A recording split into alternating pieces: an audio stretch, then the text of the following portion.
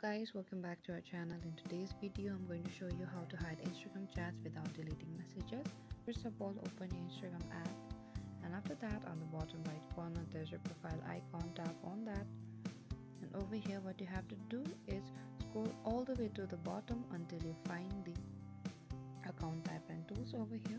Tap on the account types and tools, and what you have to do is tap on the option that says switch to professional account. You need to simply apply the screen instructions. What you have to do is choose the suggested, what best describes you, anything.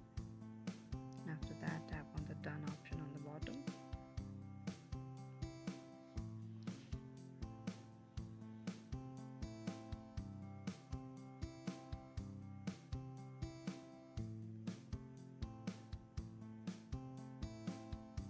And you just made an account to the professional, and what you have to do is go to the chats again on the top right corner.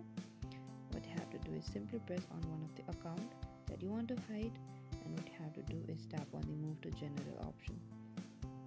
And this is it. Thank you for watching this video. I hope I could help you. Do not forget to like, subscribe, and hit the bell notification icon for more upcoming uploads.